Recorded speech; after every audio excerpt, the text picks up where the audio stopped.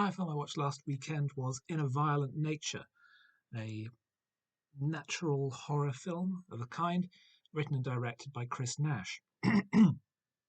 It's superficially very standard slasher material. There's a legend about the mysterious Johnny, the son of a shopkeeper in a remote forest settlement, who is driven to perhaps horrible murder many years ago, but now appears to be resurrected from the dead after the locket belonging to his mother is stolen from the place where his body is buried.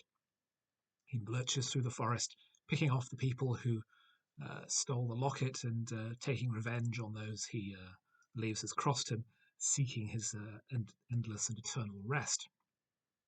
It's very Friday the 13th, except the film has a very unique perspective. We stay with the killer for the entire runtime, almost following him over his shoulder, as we see what it really involves being this kind of monstrous murderer. It's very much a Terrence Malick style version of this kind of story. As we follow this supernatural lurching creature with the sounds of nature all around him, the film has no music score until he gradually closes in on his quarry, at which point it becomes almost like a parody of these sorts of movies with bizarrely gruesome murders situated against the backdrop of this beautiful, peaceful environment. I really like this film. It had a very unusual atmosphere and tone that I really engaged with, and its determination to find a fresh angle on this kind of slasher material I thought was really refreshing.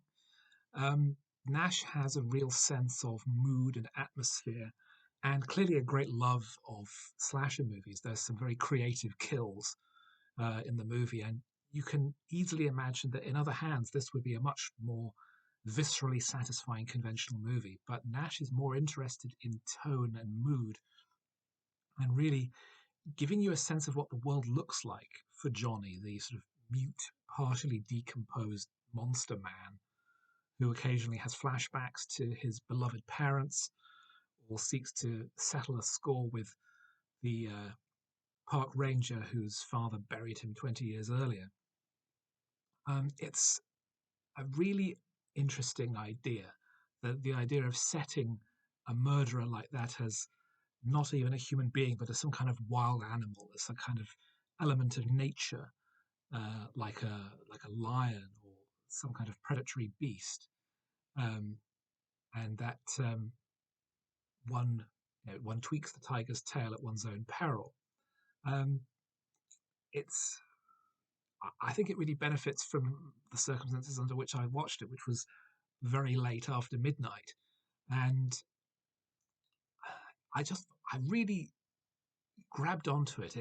It caught me in just the right mood, and I found it to be so engaging and so absorbing, despite its slow pace and its very sparse mise en scène. As I say, the film has no music score. There's a song over the end credits, but instead it's soundtracked just by the natural sounds and the environment.